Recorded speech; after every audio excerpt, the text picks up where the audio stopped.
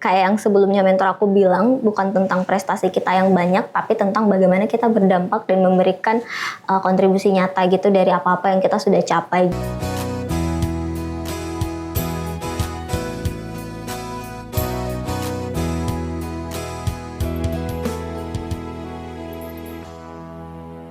Halo Sobat Unhas TV, jumpa lagi nih bersama saya Zara Sabita Sucheng dalam Unhas Story, menemukan cerita menarik di balik mahasiswa inspiratif.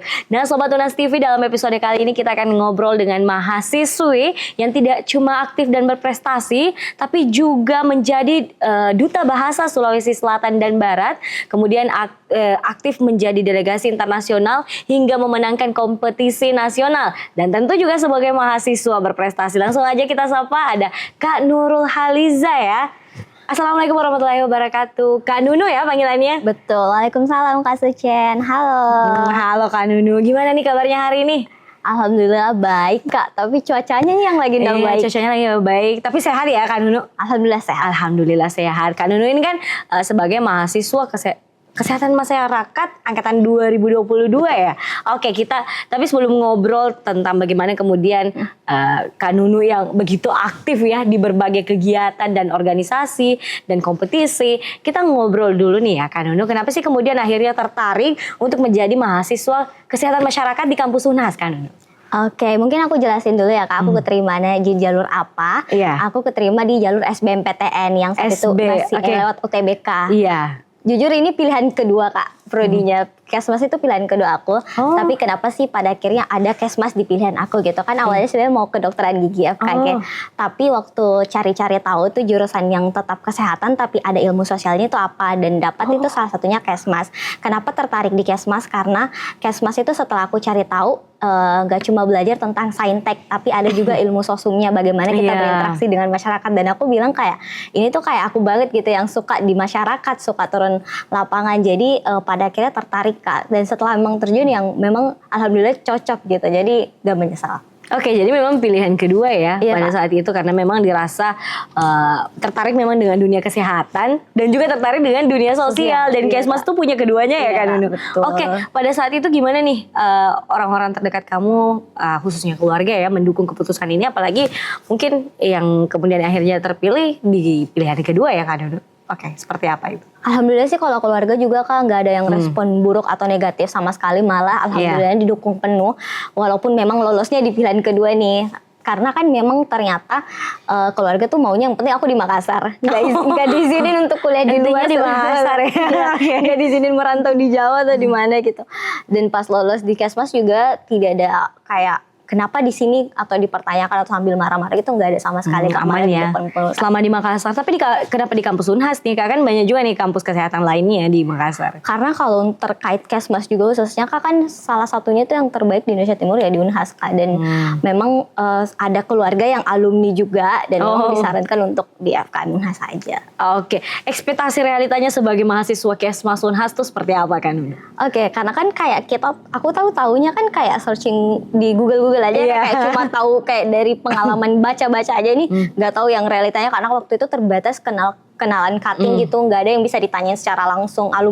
Kenalan alumni yang keluarga pun kan udah bertahun-tahun banget, jadi kayak pasti beda banget gitu. Ada perubahan ya. Betul. Jadi ekspektasi aku tuh kayak udah kayak yang aku impikan, kayak aku belajar nih tapi sainteknya nggak terlalu banyak, karena kan kayak kesehatan masyarakat pasti lebih banyak ilmu sosialnya nggak sih, kayak belajar bagaimana di masyarakat, bagaimana komunikasinya, dan realitanya memang seperti itu Kak. Cuma ada beberapa yang tidak sesuai dengan apa yang aku bayangkan, karena ternyata tuh di Kesmas mata kuliahnya juga cukup kompleks Kak. Kayak aku kan awalnya mikir kalau sainteknya tuh kayak biologi dasar aja ya, atau kayak yang umum-umum aja gitu. Ternyata kita masih belajar anatomi di biomedik, masih ada mata kuliah, bahkan kita belajar ekonomi kesehatan Kak, sama hukum-hukum kesehatan. Jadi kayak Kesmas tuh multidisiplin ilmu sih ya menurut aku Kak, karena mungkin juga di FKM itu ada 7 departemen gitu, jadi kayak banyak banget fokusnya. Jadi pas kita sebelum masuk departemen tuh kita dibekali banyak banget ilmu-ilmu, kayak kita belajar ekonomi, belajar hukum, belajar tentang K3 juga, kayak pokoknya kayak ekspektasi aku yang kayak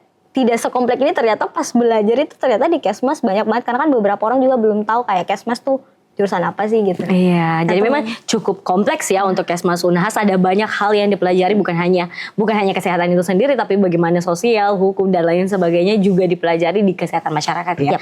Oke, ini kan udah jalan berapa semester nih ya Kak Nunu. Pembelajaran paling yang Kak Nunu ingat selama, atau yang paling penting ya Kak Nunu sadari selama menjadi mahasiswa kesehatan masyarakat itu apa kan?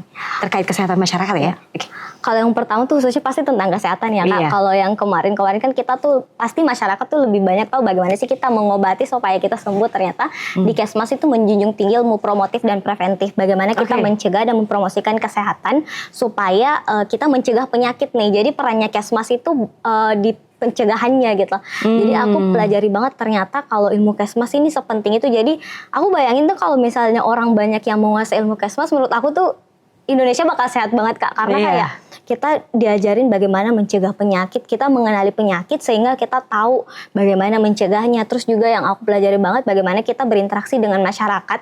Kalau misalnya kita turun langsung kan Kak, kayak kita memberi edukasi atau penyuluhan, kita tuh harus menggunakan bahasa yang betul-betul bagus dan tepat gitu. Jangan harus bagus komunikasinya juga ya Kak Nunu. Jangan sampai kayak kita karena merasa kita S1 nih, kalau kita ke desa-desa kan pendidikannya mungkin kurang.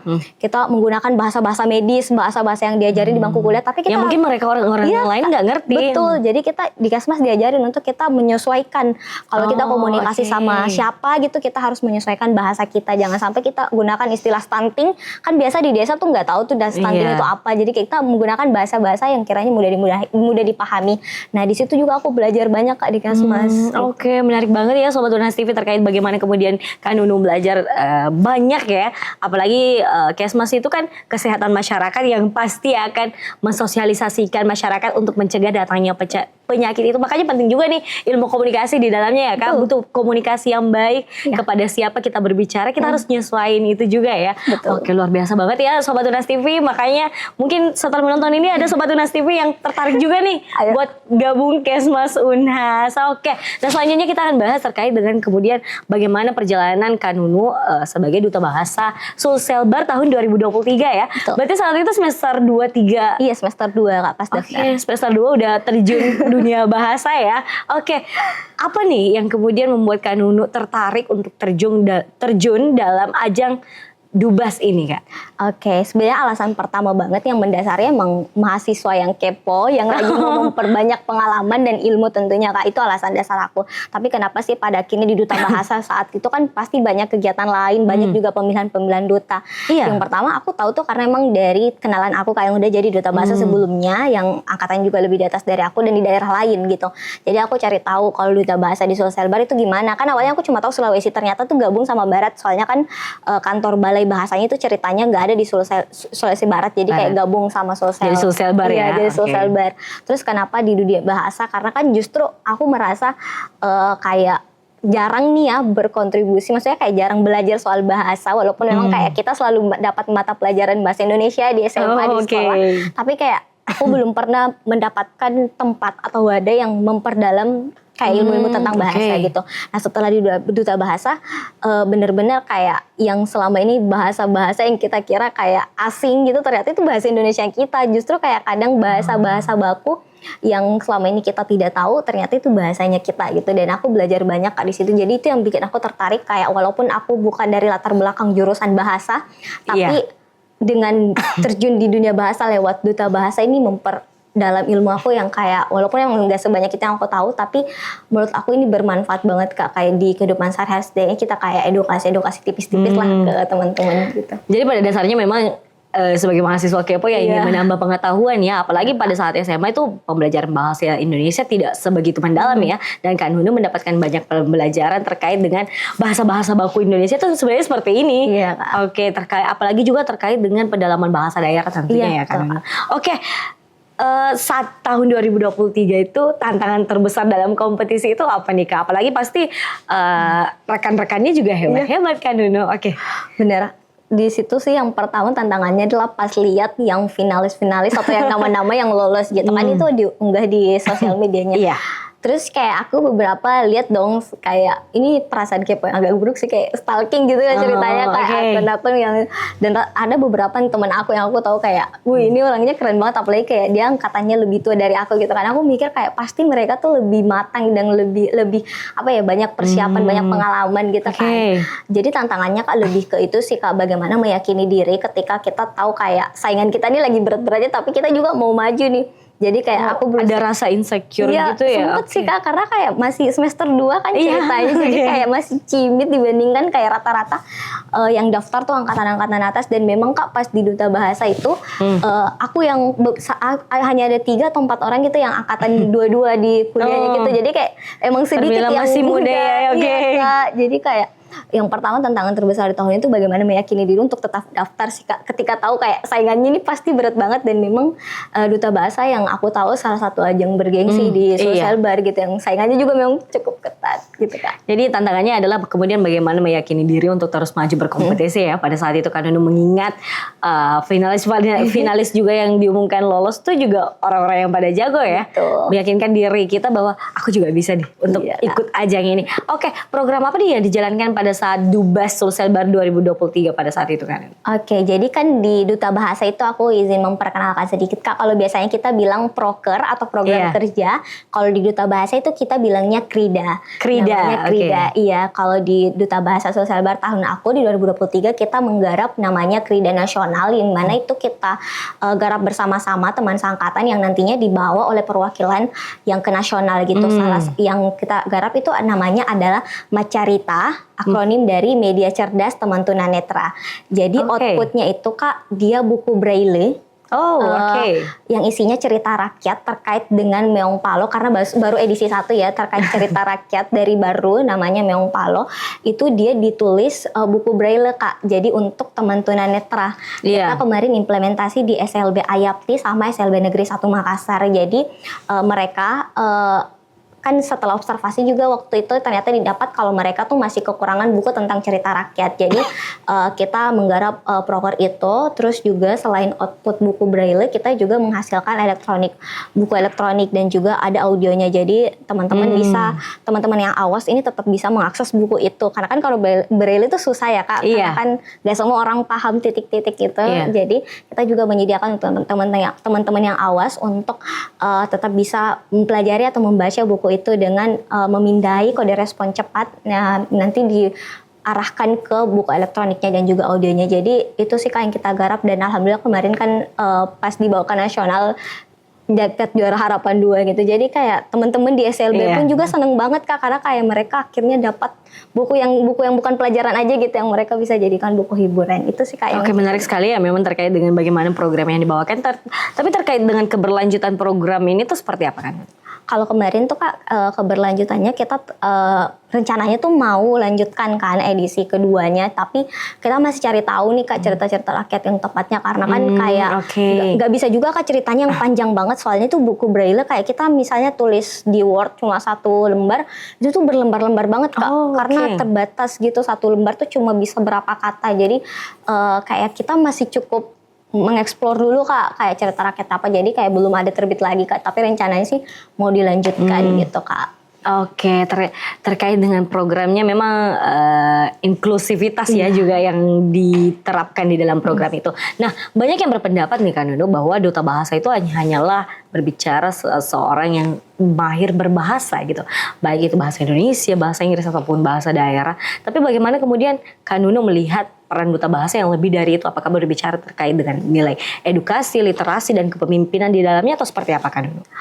Selain dari itu yang ketiga memang itu kan memang betul, karena kan di Duta Bahasa itu ada Trigatra Bangun Bahasa yang utamakan bahasa Indonesia, lestarikan bahasa daerah, kuasai bahasa asing. Nah memang peran kita tuh bagaimana kita menyuarakan 3 hal ini dulu yang utama. Tapi kalau aku memandang sendiri di luar dari yang 3 itu, bagaimana kita justru menjadi wajah bahasa Indonesia kita di kehidupan sehari-hari dulu Kak. Jadi kayak mungkin yang sebelum-sebelumnya aku sering mencampur-campur bahasa nih, bahasa asing, bahasa Indonesia, kayak ala-ala Jaksel kalau udah bilang anak-anak. Jadi berusaha untuk kayak Duta Bahasa Kak ini harus jadi kayak belajar untuk menata bahasa yang digunakan supaya lebih baik setidaknya gitu. Itu peran utama yang kayak peran kecil di kehidupan sehari-hari. Terus juga bagaimana kalau kita tulis takarir atau caption di media sosial itu juga mengutamakan kayak bahasa Indonesia atau memang kalau mau bahasa asing sekalian bahasa asing. Jadi sebenarnya Kak, aku memandang kalau duta bahasa bukan soal peran-peran yang besar-besar banget kayak kita mengedukasi, kita mengini banget, tapi bagaimana kita juga menjadi wajah bahasa Indonesianya kita dulu di kehidupan sehari-hari untuk lingkungan sekitar Kak. Dengan contoh kecil-kecil itu sih Kak, menggunakan bahasa Indonesia yang baik dulu. Terus juga bahasa daerah kan kayaknya sekarang cukup sedikit ya anak-anak muda yang paham, jadi mungkin bisa dipelajari sedikit-dikit. Kalau bahasa asing kan pasti banyak lah Kak, dan itu juga harus tetap kita utamakan. Tapi pokoknya pembelajaran di duta bahasa yang aku pelajari banget itu adalah bagaimana kita tetap mengutamakan bahasa Indonesia sih Kak. Jadi ketika berbicara khususnya baik di lingkup pertemanan ataupun dalam dunia formal. Jadi memang sebenarnya tidak perlu langkah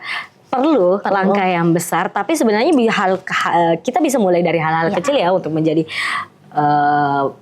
sebenarnya untuk bisa menjadi duta bahasa itu adalah memulai dari konsisten menggunakan bahasa itu. Ya sekali bahasa Indonesia ya bahasa Indonesia, sekali bahasa Inggris seperti itu ya kan? Iya Kak, salah satunya seperti itu. Karena kan kayak mencampur-campur bahasa itu sebenarnya kurang enak dibaca gitu, kurang enak didengar. Tapi kan karena memang kita kurang dibiasakan, jadi bukan berarti hal itu tidak boleh. Cuma kan kita baiknya belajar untuk lebih mengutamakan bahasa Indonesia dulu. Tapi banyak juga nih Kak Nunu yang biasanya campur-campur bahasa, misalnya bahasa Inggris, bahasa Indonesia, sebagai mereka tuh menggunakannya itu sebagai jalan untuk belajar gitu.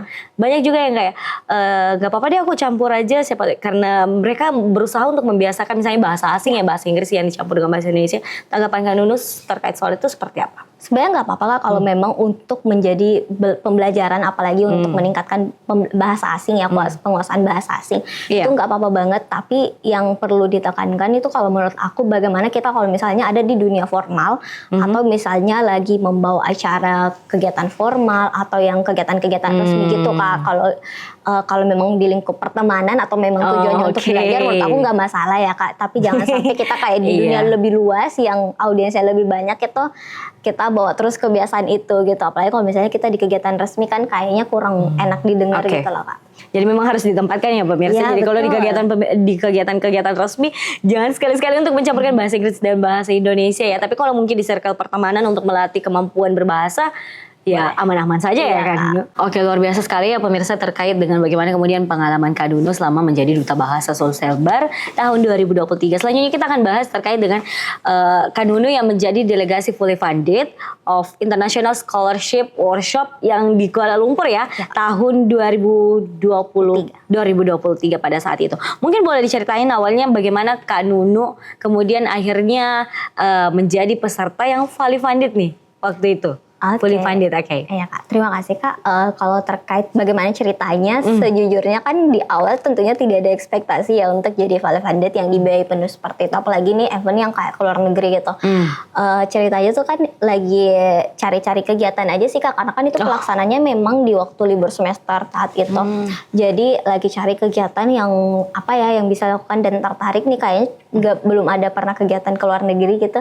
Dan dapatlah salah satunya International Scholarship Workshop ini. Nah, terus ya udah Kak, aku kayak seperti peserta pada umumnya yang daftar kegiatan, ikuti seleksinya, terus dibarengi sama doa aja sih Kak. Terus pada akhirnya ya udah fully funded Kak, gak ada ekspektasi di awal, tapi alhamdulillah rezeki mungkin karena selama seleksi juga memaksimalkan diri sama kayak berusaha ya kasih yang terbaik ya Kak. Jadi alhamdulillah dapat fully funded. Jadi ceritanya ya seperti itu aja sih Kak, kurang lebih seperti biasa aja ya daftar tapi nggak ada ekspektasi ya awalnya bakal lulus seperti itu.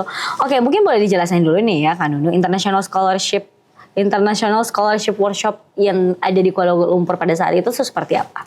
Ini sih Kak kayak workshop ya, pelatihan untuk persiapan daftar beasiswa ke luar negeri, yang dimana itu kegiatannya ada memang narasumber 2 orang yang dibawa, yang ikut di situ yang memang jadi mentor kita, yang melatih kita Kak buat esai, latihan wawancara, sharing session. Jadi kayak workshop untuk pelatihan ini sih Kak daftar beasiswa, khususnya beasiswa di luar negeri, karena mentor yang datangi itu memang penerima beasiswa luar negeri gitu di univ luar juga tentunya. Jadi kita latihan itu sih Kak fokusnya kayak untuk beasiswanya. Oke. Itu waktu itu berapa hari nih di Kuala Lumpur kan?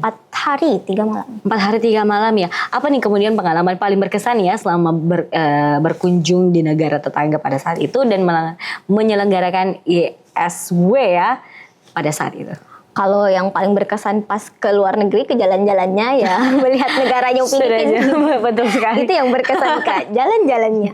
Tapi di luar dari itu Kak, aku paling berkesan sih pas workshop penulisan esainya sih, pas sesi kita lagi latihan untuk menulis esai beasiswa. Karena kan kayak aku yang masih semester 2 gitu kan kayak belum kepikiran untuk lanjut di univ mana, tapi kan kayak belajari untuk hal itu. Dan di situ yang paling berkesan kayak mentor aku tuh bilang kalau kita tulis esai itu bukan tentang bagaimana kita kayak menjelaskan seabrek prestasi kita, pencapaian kita untuk kayak menonjolkan, tapi kita bagaimana menonjolkan pencapaian kita yang paling berdampak dan paling mempunyai tujuan yang jelas Kak. Jadi kayak bukan tentang menulis esai, menulis semua 10 prestasi kita kasih masuk, tapi walaupun satu pun itu nggak masalah. Yang penting memang prestasi atau pencapaian itu memberi dampak yang nyata di masyarakat. Dan di situ langsung aku kayak tambah wawasan banget sih Kak. Karena kan aku berpikir kayak kalau kita esai kan kayak ajang memamerkan atau menunjukkan diri kita ya, eksistensi kita. Jadi bagaimana sih kita menunjukkan. Aku kira seperti itu, tapi ternyata mentor aku bilang nggak harus sebanyak itu. Jadi kayak kadang kan yang bikin minder itu kan kayak takutnya prestasi kita kalah banyak sama orang, tapi ternyata tentang dampaknya kita Kak. Itu sih.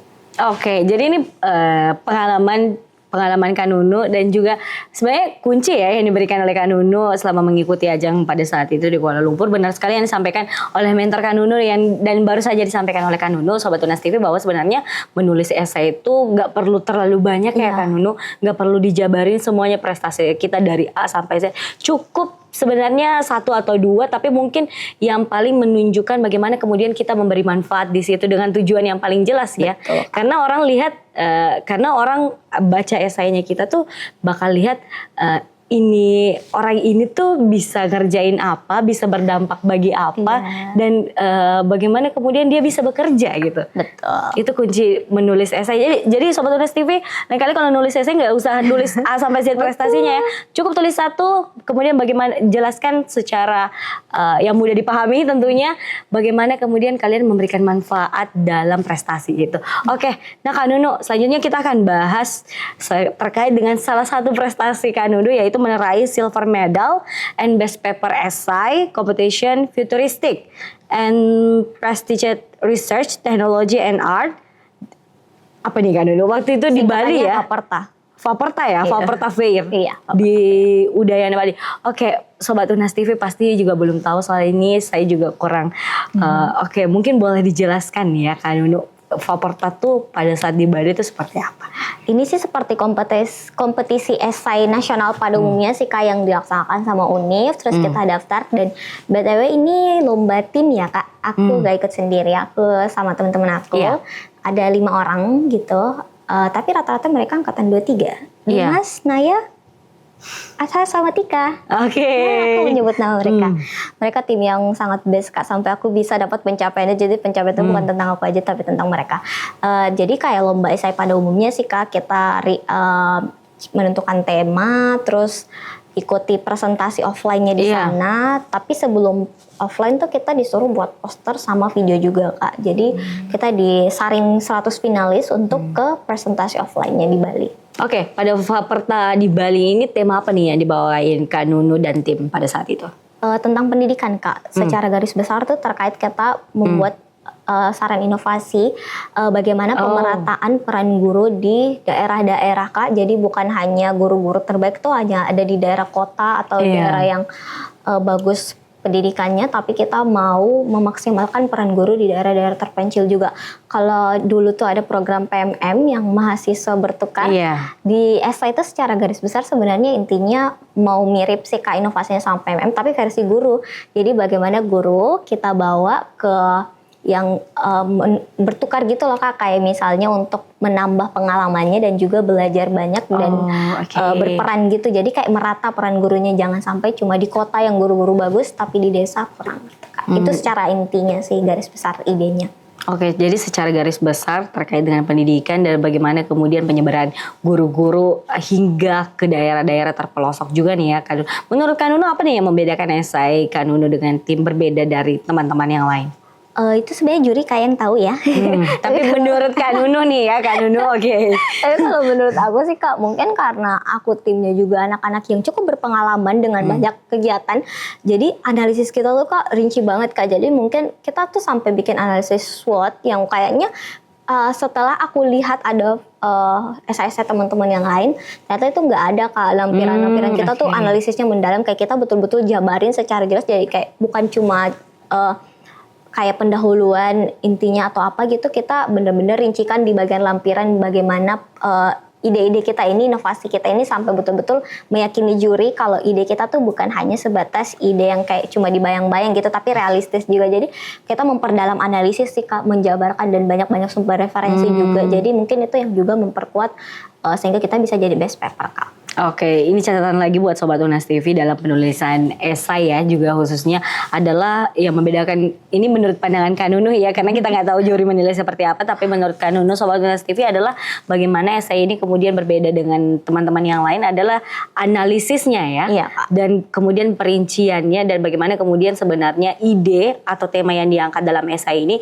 kemudian benar-benar bisa terlaksanakan. Seperti itu ya, singkatnya seperti itu. Oke, nah Sobat Unas TV, setelah kita ngobrol beberapa prestasi dan pengalaman Kak Nunu, sebenarnya masih banyak sekali yang bisa diobrolkan, tapi kita pilih-pilih ya kemudian yang mana nih yang paling urgent untuk dibahas. Nah selanjutnya kita akan bahas terkait dengan bagaimana kemudian semua pengalaman dan prestasi itu mengantarkan Kak Nunu menjadi mahasiswa berprestasi Fakultas Kesehatan Masyarakat Universitas Hasanuddin tahun 2025.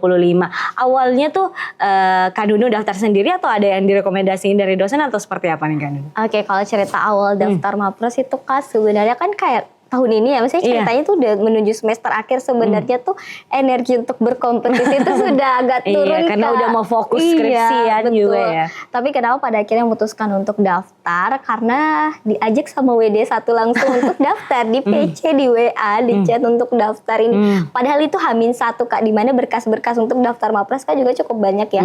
Jadi disuruh H-1? Iya Kak.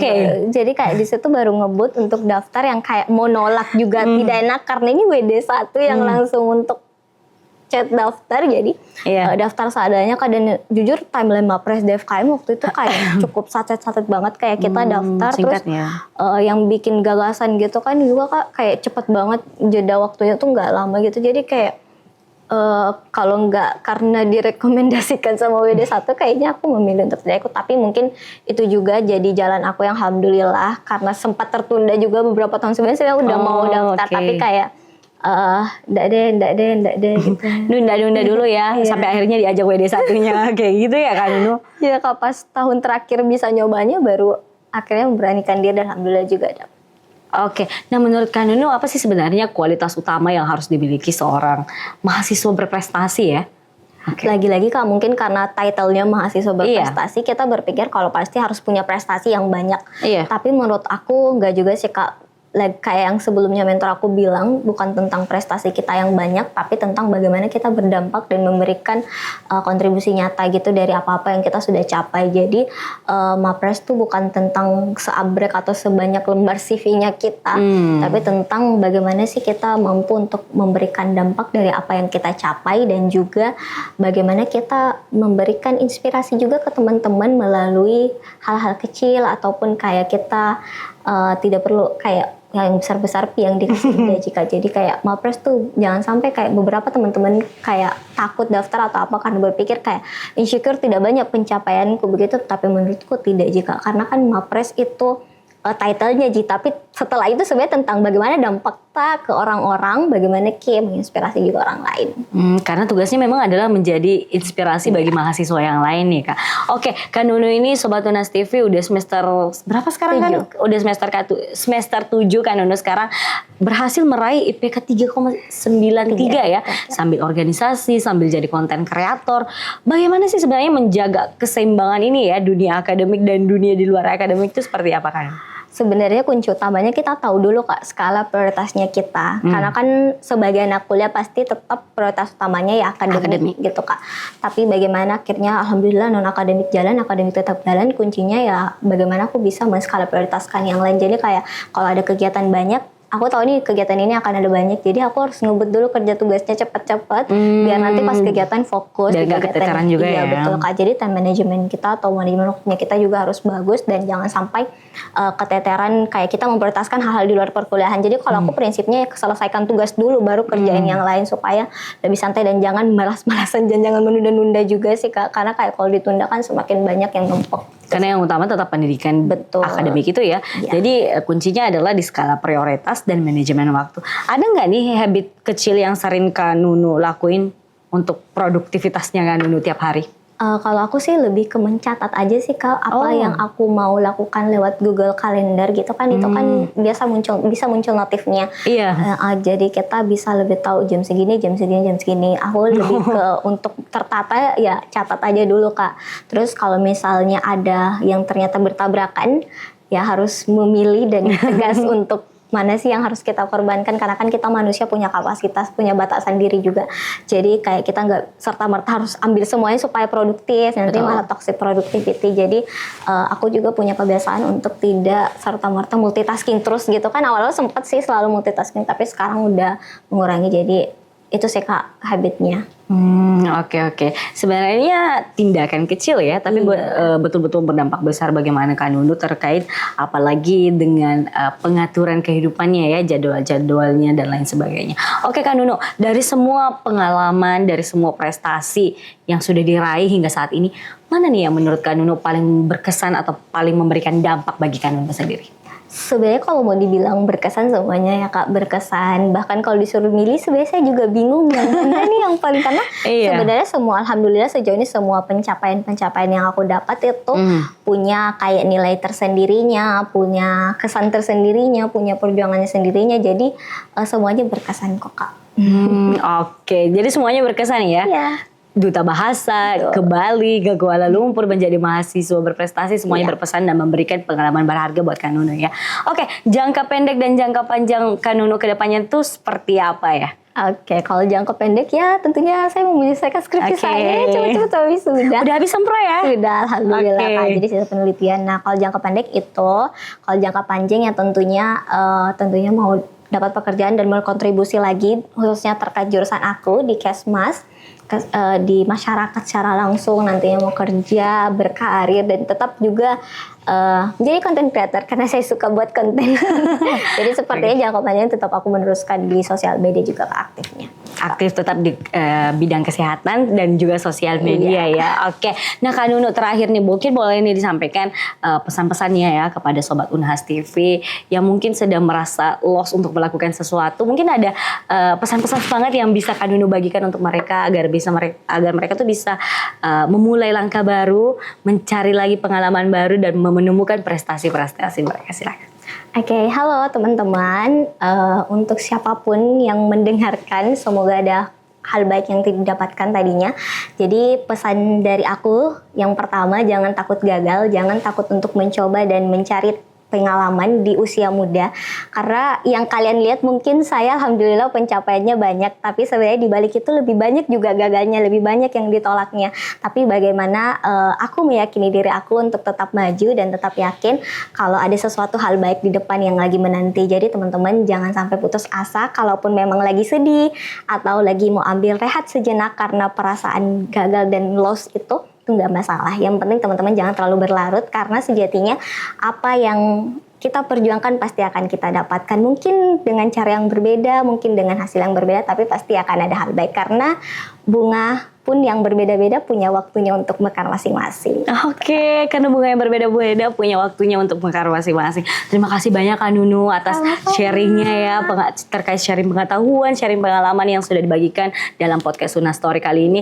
Yang paling saya highlight dari Kak Nunu adalah bagaimana kemudian kita memaksimalkan suatu prestasi ya. Sebenarnya nggak perlu banyak prestasi ya dari A sampai Z, tapi bagaimana kemudian kita benar-benar effort benar-benar memaksimalkan suatu prestasinya kita, suatu pengalamannya kita untuk benar-benar memberikan dampak kepada orang lain, baik untuk diri sendiri maupun orang lain. Terima kasih banyak Kak Nunu, sekali lagi kami ucapkan. Dan untuk itu pemirsa Sobat Unhas TV, saya Zara Sabita Suceng pamit undur diri dan sampai jumpa di Unhas Story berikutnya. Menemukan cerita menarik di balik mahasiswa inspiratif.